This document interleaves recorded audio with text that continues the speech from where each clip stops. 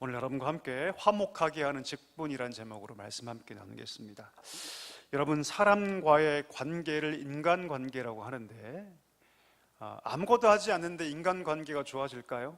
연락도 하지 않고 아무런 수고도 하지 않는데 관계가 좋아질까요? 그렇지 않죠. 이것은 여러분, 가장 가까운 사이인 가족 관계도 마찬가지입니다. 제가 가족이라는 한자를 찾아봤더니 이 가자는 집가자예요. 그러니까 이런 건물을 의미하죠. 이 족은 뭐냐면 혈연관계입니다. 혈연관계. 그러니까 혈연관계로 맺어진 사람들이 한 지붕 안에 사는 것을 가족이라고 얘기합니다. 가장 가깝죠. 가장 가까운 관계죠. 그런데 가장 가까운 관계라고 해서 우리가 때로는 실수할 때가 참 많습니다. 뭡니까? 이 사람들은 날 배신하지 않을 거야, 나 떠나지 않을 거야, 항상 내 옆에 있을 거야 라고 생각해서 함부로 대하는 경향이 있죠. 쉽게 생각하는 경향이 있습니다. 그런데 그렇지 않죠. 가족이기 때문에 더 많은 상처를 받고요, 가족이기 때문에 더 노력해야 합니다. 한 집에 산다고 해서 절대로 그냥 관계가 좋아지는 것이 아니라는 겁니다. 노력하지 않으면 반드시 갈등이 발생할 수밖에 없다는 것이죠. 여러분, 물어볼까요? 사람과의 관계가 쉬우십니까? 물론 여러분, 쉬운 분들도 계세요. 성격이 워낙 좋고 타고난 성품이 좋아서 주위에 막 사람들이 달라붙는 그런 분들이 계시기도 합니다. 그러나 대부분의 사람들은요, 사람 관계를 힘들어합니다. 심지어 가족이라는 피로 맺어진 혈연 관계로 이어진 가족조차 그럴진데, 인간관계가 있는 모든 것에 사실 그 이면에는 갈등이 다 있습니다. 여러분, 우리 사회를 보십시오. 갈등의 소식들이 있지 않습니까? 층간소음의 문제. 이제는 층간소음 때문에 사람을 죽이는 지경까지 가고 있습니다. 그뿐입니까? 사회는 어떻죠? 여러분, 양극화의 문제. 가진 자는 더 가지게 되고 없는 자는 더 없게 되고, 양극단의 문제로 이 사회가 몸살을 앓고 있습니다. 그뿐입니까? 계층의 문제, 세대의 문제가 얼마나 극심합니까? 정치적으로는 보수와 진보의 문제 때문에 얼마나 이 나라가 지금 몸살을 앓고 있습니까? 어쩌면 여러분, 젊은 세대를 중심으로 퍼져가는 그 개인주의, 그 개인주의의 이면에는 어쩌면 이런 갈등 때문에 그런 개인주의가 더 심화되는 것도 있습니다. 너무 관계가 힘드니까 내가 아무도 만나지 않고 그저 내 한 목숨, 내 한 인생만 내가 잘 살면 된다라고 생각하는 아주 극단적 개인주의화가 어쩌면 이 시대 가운데 만연한 것은 그 이면에 이 힘든 갈등 관계가 있기 때문이 아닌가 하는 생각을 하게 됩니다. 여러분, 하나님께서 우리를 지으실 때 원래는요, 절대로 혼자 살지 말라고 우리를 지으셨어요. 여러분, 아멘이십니까? 이게 인간이란 존재예요. 왜? 하나님을 닮았기 때문에. 하나님 어떤 존재이십니까? 하나님은 삼위의 하나님, 관계적인 하나님이시거든요.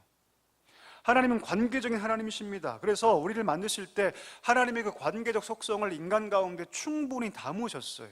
그런데 오늘날을 바라보면 우리 사람의 삶은 마치 이 고립된 섬처럼 그렇게 살아가는 것 같습니다. 1인 가구 비율이 벌써 50% 가까이 육박하고 있죠. 청년 고립의 문제, 노년 고동의 문제, 이 심각한 문제입니다. 여러분, 사회 문제가 된 지 벌써 오래되었죠. 이런 상황 속에서 하나님께서 우리 성도들에게 어떻게 살 것을 말씀하고 계실까요? 관계의 어려움, 갈등의 어려움 때문에 이 시대가 몸살을 앓고 있는데, 하나님은 이 시대 가운데 우리 성도들에게 어떻게 살 것을 요청하고 계실까요? 갈등 속에 있는 우리 가정 속에서 나는 어떻게 살 것인가? 이 사회 속에서, 직장 속에서, 갈등과 분열의 관계 속에서 나는 어떤 삶을 살아야 할 것인가를 오늘 이 말씀을 통해서 우리가 한번 돌아보고 깊은 교훈을 받는 귀한 시간 되기를 간절히 소망합니다. 여러분, 이 말씀을 시작하면서 우리가 한 가지 분명히 짚고 넘어갈 것이 있는데, 그것은 무엇이냐면 바로 우리 예수님이 중보자라는 사실입니다. 한번 따라 할까요? 예수님이 중보자시다. 말씀을 한번 확인할까요? 디모데전서 2장 5절 말씀 같이 한번 읽겠습니다. 하나님은 한 분이시요 또 하나님과 사람 사이에 중보자도 한 분이시니 곧 사람이신 그리스도. 여러분, 이 말씀을 믿으십니까? 예, 하나님과 사람 사이에 유일한 중보자가 계신데 그분이 누구시다? 예수 그리스도시다. 중보자가 누굽니까? 양극단에 있는 사람들, 그 양극단에 있는 사람들 사이에 서서 그들을 끌어주어서 하나가 되게 해주는 역할을 감당하는 사람이 누굽니까? 중보자예요. 그런데 예수님은 사람 사이가 아니라 하나님과 우리 사이를 이어주는, 연결시켜주는 중보자이십니다. 여러분, 원래 하나님과 사람 사이에는 중보자가 필요합니까? 필요하지 않습니까? 필요하지 않아요. 하나님과 우리 사이에는 원래 중보자가 필요 없었습니다. 왜냐하면 하나님께서 우리를 만드실 때 죄가 하나님의 인간 사이를 깨어놓을 수 없었기 때문입니다. 하나님과 인간의 관계는 완전한 연합의 관계, 완전한 교제의 관계를 이루고 있었기 때문입니다. 하지만 이런 사랑의 교제, 연합의 상태가 오래가지 않죠. 우리가 잘 아는 것처럼 사단이 유혹해서 하나님께서 먹지 말라고 하는 선악과를 인간은 탐하여 먹어버립니다. 하나님 명령을 어김으로 사람은 죄를 짓게 되었고, 죄로 말미암아 타락하여서 그 안에 하나님의 형상이 완전히 파괴되어서 하나님과 우리 사람의 관계가 멀어지게 된 것입니다. 그래서 여러분, 이사야서에서 이렇게 말하는데요, 59장 2절 말씀 같이 한번 읽겠습니다. 오직 너희 죄악이 너희와 너희 하나님 사이를 갈라놓았고 너희 죄가 그의 얼굴을 가리어서 너희에게서 듣지 않으시게 함이니라. 죄가 하나님과 우리 사이의 관계를 완전히 갈라놓았다. 그래서 더 이상 사람은 그 에덴 동산에서처럼 하나님과 함께 그렇게 할 수 없게 된 그런 존재가 되었다.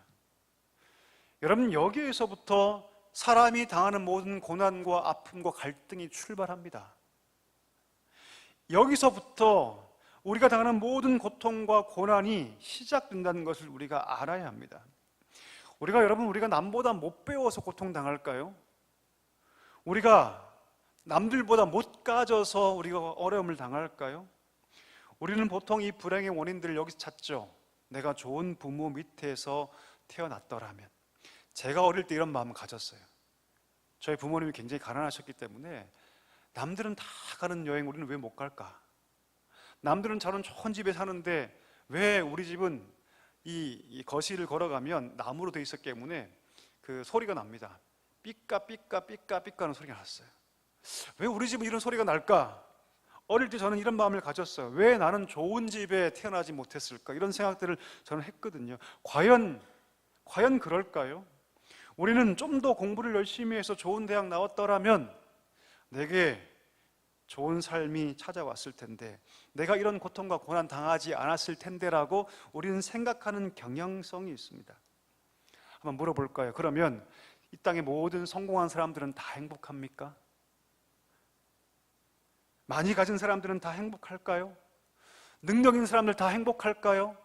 지금 한 자리 차고 차지하고 있는 모든 분들은 다 그렇게 그냥 행복하게 잘 살고 있을까요? 아니요, 그렇지 않습니다.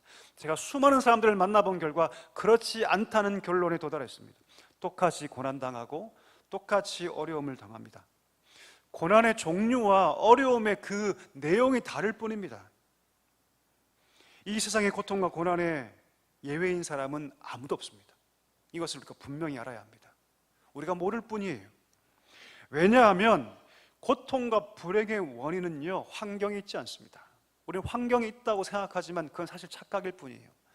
진짜 우리 내면에 찾아오는 고통과 불행의 원인, 갈등의 근본적인 시초는 어디 있냐면 죄로부터 시작합니다.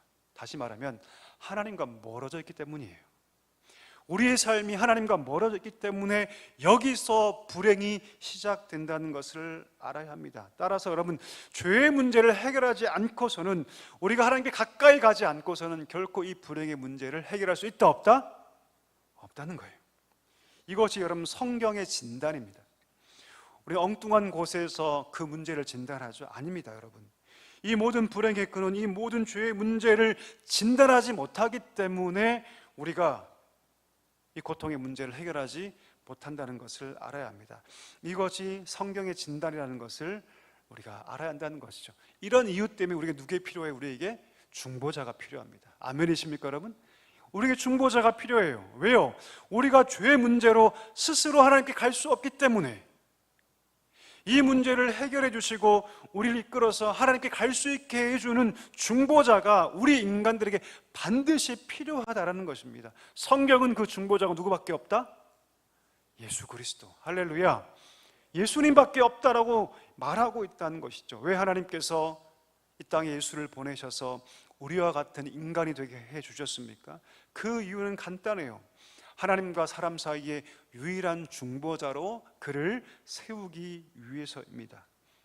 왜 사람이신 예수님께서 험한 십자가 지고 죽으셔야 했습니까? 그것은 여러분, 우리의 죄 문제를 해결하여 우리로 하나님께 이끌어가는 중보자의 사역을 감당하기 위해서입니다. 여러분, 예수님이 죽으시는 바로 그때 어떤 사건이 일어났습니까? 성전의 휘장이 얼마나 두껍습니까? 휘장이 위에서부터 아래로 찢어집니다. 누가 찢으셨을까요? 하나님께서 그것을 직접 찢으셔요. 그리고 지성소를 향한 새롭고 산 길을 만들어 주셨습니다. 믿음으로 하나님 앞에 누구든지 갈 수 있는 그 길을 하나님께서 직접 열어주셨다는 것을 의미합니다. 말씀 한번 읽어볼까요? 히브리서 10장 19절과 20절 말씀 같이 한번 읽겠습니다.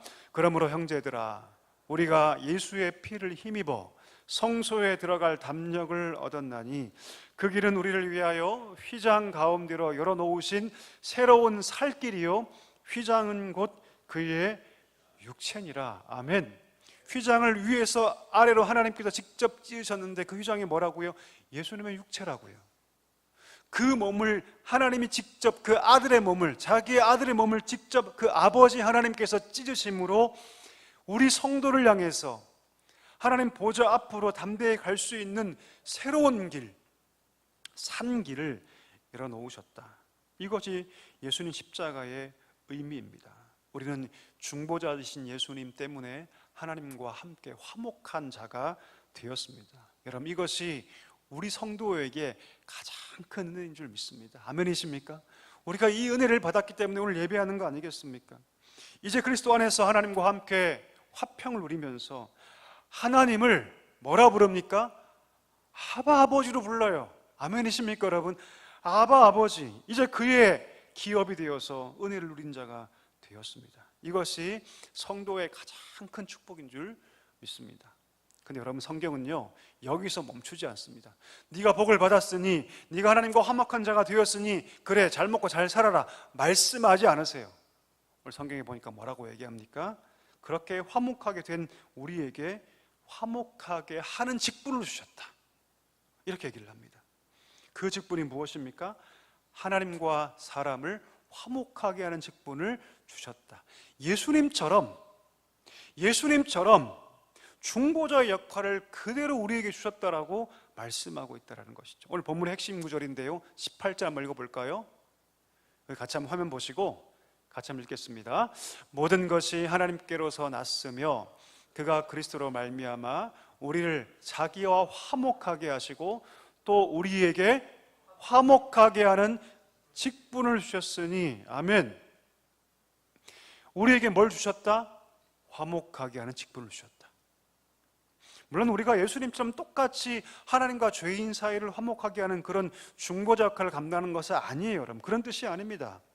우리는 예수님처럼 하나님의 아들도 아니고 다른 사람의 죄를 속하기 위해서 우리의 목숨을 내어줄 수 있는 존재가 아니기 때문입니다. 따라서 여러분, 우리가 이 화목하게 하는 직분을 한다는 의미는 무엇이냐면 예수님께서 이루신 그 화목을 뭐하는 것이다? 전하는 것이다. 이것을 의미합니다. 다시 말하면 전하는 직분, 우리가 만들어낸 직분, 화목이 아니라 예수님께서 이루신 그 화목을 전하는 직분, 말로만 전하는 것이 아니라 무엇을 통해서? 삶으로 전하는 것. 여러분, 한번 물어볼까요? 요즘 세대가 말로 하면 듣습니까? 안 듣습니까? 듣습니까? 안 듣습니까? 죽었다 깨어나 듣지 않죠. 절대로 듣지 않습니다. 제가 얼마 전에 지하철 탔는데 젊은 어떤 남자분이 막 소리치면서 막 복음을 전하더라고요. 제가 표정을 다 봤습니다. 앉아서 그 듣는 사람들의 표정을 하나같이 찡그리고 있어요. 하나같이. 어쩌면 이 시대는요, 이제는 옛날에 그 외침 전도라고 하죠. 그렇죠? 그런 전도가 이제는 거의 무용지물된 그런 시대가 아닌가 싶습니다. 오히려 그렇게 하면 역효과를 가져올 수 있는 시대인 것 같아요. 사람들은 더 이상 여러분 말로만 하는 것을 듣지 않습니다. 언제 듣냐면 그 말과 그의 삶이 일치될 때 듣습니다. 그 말과 그의 삶이 일치될 때 들어요. 화목을 증거한다는 것은 내가 입술로 그 복음을 증거하는 동시에 반드시 변화된 내 삶을 보여줄 수 있어야 한다는 것이죠. 이것이 화목의 직분을 감당한다는 것이고, 이것이 전도의 진정한 의미입니다. 전도가 무엇입니까, 여러분? 그냥 한 주, 야, 가자, 내가 밥 사줄게, 내가 선물 줄게, 가자. 그래서 데려와서 그냥 그 한 주 이 자리 채우는 게 아니에요. 물론 그것 또한 귀하죠. 하지만 진정한 전도란 무엇입니까? 중보자이신 예수 그리스도를 내가 만났고, 그 화목을 사람들에게 먼저 뭘로 전하고? 말을 통해서 전하고. 왜? 말을 통해 전하지 않으면 복음이 전달되지 않기 때문입니다. 하지만 거기서 그치는 것이 아니라 말을 통한 그 복음을 내 삶으로 그대로 보여주면서 그들이 그 진리를 판별할 수 있도록 해주는 것. 그래서 저들이 복음을 경험하고 하나님과 화목할 수 있도록 해주는 것, 이것이 바로 화목의 직분을 감당하는 것입니다. 이게 이 직분의 의미입니다. 이것이 진정한 전도라고 얘기할 수 있죠. 하나님께서 이 시대를 복음화해가는 방법이 바로 여기에 있습니다. 하나님은요, 먼저 우리에게 화목이라는 은혜를 허락해 주십니다. 그리고 더 나아가서 화목하게 한 그들이 화목의 직분을 받고 세상으로 나아가서 어떻게 해요? 그 직분을 감당함으로 잃어버린 영혼들, 죽어가는 영혼들이 자기와 화목하게 하는 일들을 감당하게 하는 그 방법을 통해서 하나님께서 일을 이루어 가신다는 것이죠. 그럼 여러분, 나와 관계된 모든 사람들 가운데 우리가 이 일을, 이 직분을 감당해야 할 줄 믿습니다. 우리 서로에게 한번 이렇게 인사할까요? 화목의 직분을 잘 감당합시다. 서로에게 한번 인사할까요? 화목의 직분을 잘 감당합시다. 하나님께서 그 직분을 감당하시라고 먼저 우리를 하나님과 화목하게 한 자가 되게 하신 줄 믿습니다. 자, 그러면 여러분, 우리가 이 직분을 받았는데 어떻게 이 직분을 잘 감당할 수 있을까요? 어떻게 이 직분을 잘 감당할 수 있을까요? 여러분, 이 직분을 잘 감당하기 위해서 우리가 가장 먼저 기억해야 할 것이 있습니다. 그 직분 감당의 시작은요, 다른 사람이 아니라 바로 나로부터 시작되어야 합니다. 한번 따라할까요? 나로부터 시작되어야 한다. 나로부터 시작되어야 한다. 여러분, 화목하게 하는 그 직분은요, 다른 사람이 시작하는 것이 아니라 나로부터 시작되어야 합니다. 한번 생각해 볼까요? 모든 관계의 중심에, 모든 갈등 관계의 중심에 누가 있을까요? 답을 못 하시는군요. 여러분, 가정에 갈등의 문제가 있습니까? 그 한복판에 누가 있습니까? 보통 모든 갈등이 발생하는 그 한복판에 누가 있냐면 내가 있습니다. 우린 그거 인정하기 별로 싫어하죠. 하지만 잘 보면 모든 문제의 핵심에 누가 있냐면 내가 있습니다. 제가 신방에 보니까 여러분, 가족의 문제를 얘기하는 분들과 얘기해 보면 나 때문에 우리 가족이 힘들어졌습니다고 말하는 사람 한 명도 본 적이 없어요. 남편 때문에, 아내 때문에, 이놈의 나쁜 이 자식들 때문에. 내가 문제일 수 있겠다고 생각하면 그때부터 변화가 시작될 수 있는데, 그런데 인정하고 싶어 하지 않습니다. 내 자존심과 명예가 허락하지 않죠. 내가 문제인 것을 사람들은 극도로 꺼려합니다. 인정하기 싫지만 이런 모습이 우리 가운데 있습니다. 그래서 이 문제가 더 커집니다. 더 심각한 갈등의 문제가 계속해서 야기가 되는 거죠. 내가 저 사람만 바뀌면 우리 가족이 좋아지겠지, 우리 남편만, 우리 아내만 바뀌면 좋아지겠지. 천만의 말씀, 만만의 콩떡입니다. 여러분, 절대 바뀌지 않습니다. 혹은 저 사람 갈아치우고 새 사람 세우면 좋아지겠지? 절대 그렇지 않습니다. 새로운 갈등이 시작됩니다. 그 이유가 무엇입니까? 그 사람의 문제가 아니라 근본적인 문제는 나한테 있기 때문입니다. 대부분의 문제는 내가 바뀌지 않으면 절대로 그 갈등의 문제는 바뀌어지지 않습니다. 바꿔 얘기하면 내가 먼저 바뀌지 않으면 하나님께서 내게 감당을 하신 그 화목의 직분을 이룰 수 없다는 것을 알아야 합니다. 그러면 여러분, 이 문제를 우리가 어떻게 해결할 수 있을까요? 성경은 그 답을 주고 있습니다. 뭐라고 얘기합니까? 네가 네 인생의 주인에서 내려와야 한다. 네가 네 인생의 주인의 자리에서 내려오고 그 자리에 하나님을 모셔야 한다. 이렇게 얘기합니다.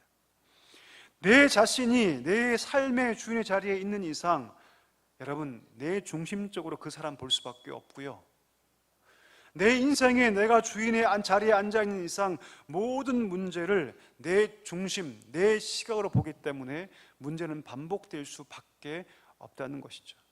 하나님을 우리 인생의 자리에 모실 때 비로소 나와 상대방과 세상을 똑바르게 볼 수 있다는 것이죠.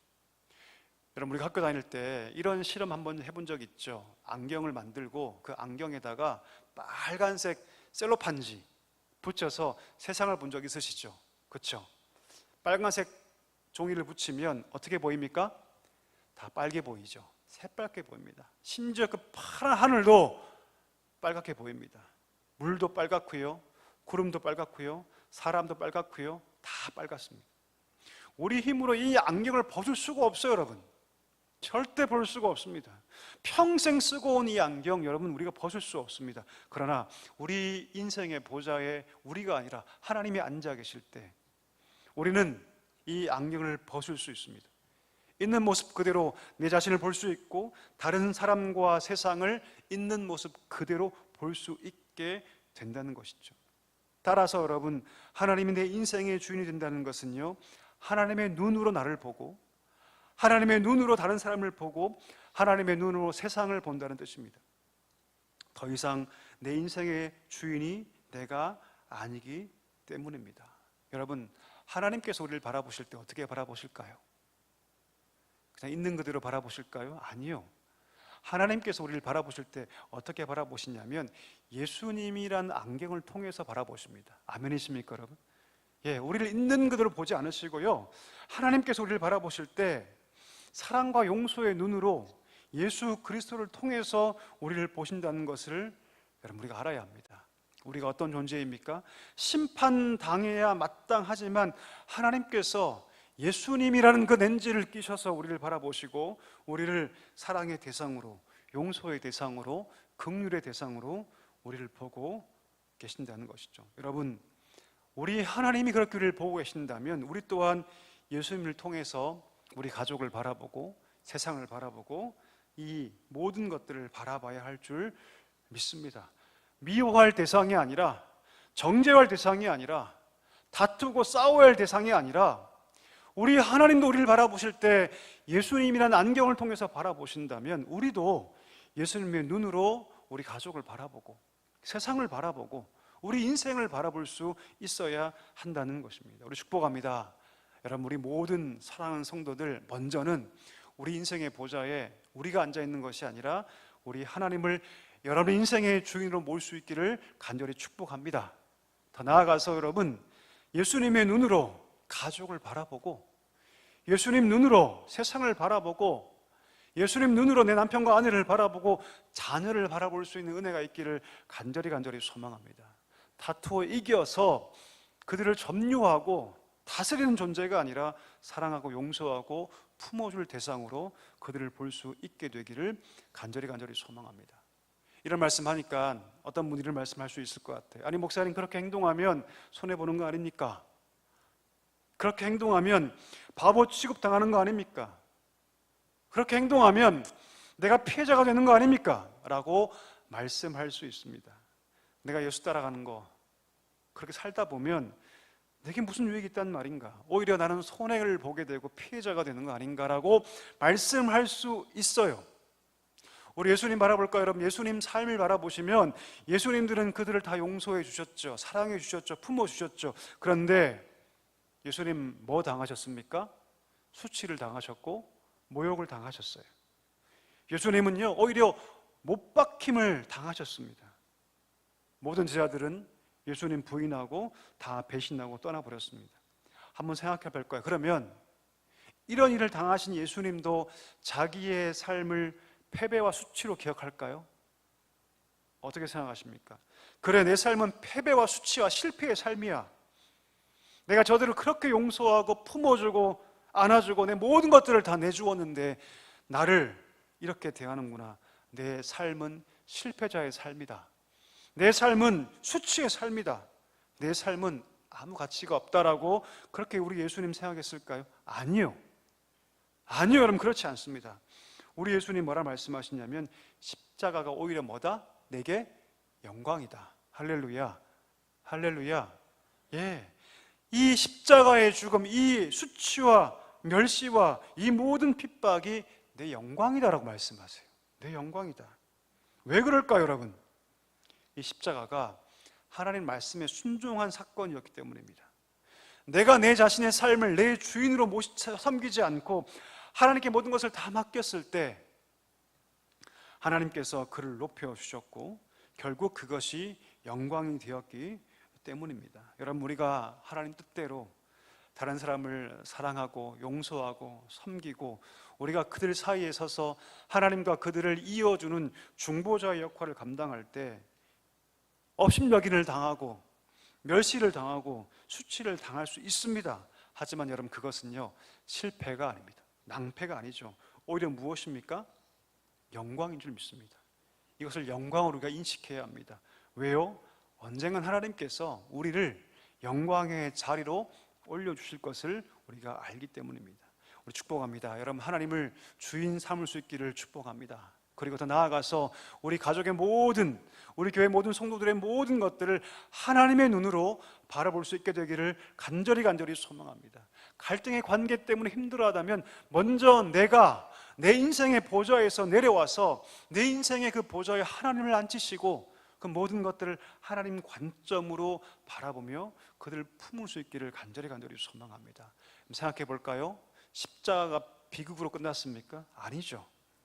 하나님은 그를 살리셨고 우리 하나님은 예수님을 가장 지극히 높이셔서 존귀한 자가 해주셨습니다. 마찬가지죠. 우리가 이런 삶을 살 때 이 땅에서는 그런 대가를 받지 못할 수 있어요. 그러나 우리가 주 앞에 서는 그날 하나님께서 우리에게 분명히 칭찬하실 줄 믿습니다. 네가 잘했다. 정말 잘했다. 나와 닮은 삶을 살았구나. 네가 정말 화목해하는 그 직분을 잘 감당했구나. 하나님께서 칭찬하실 줄 믿습니다.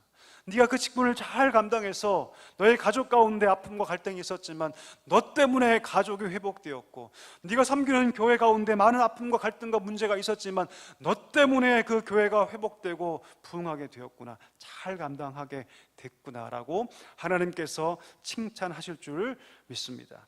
여러분, 말씀을 맺기를 원하는데요, 하나님 우리에게 화목하게 하는 직분을 주셨습니다. 이 직분 감당하려면 여러분, 가장 먼저 내가 내 인생의 보좌에서 내려와야 합니다. 내려와야 합니다. 그리고 그 인생의 주인 자리에 하나님을 모셔야 할 줄 믿습니다. 그때 비로소 내가 바뀌기 시작하고, 그때 비로소 나로부터 시작되는 변화가 점점점 번져가서 가정이 바뀌고 교회가 바뀌고 사회가 바뀌고 나라가 바뀌는 놀라운 변화가 일어나게 될 줄 믿습니다. 여러분, 이 놀라운 역사가 우리 삶 가운데 충만하게 있게 되기를 주의 이름으로 간절히 축복합니다.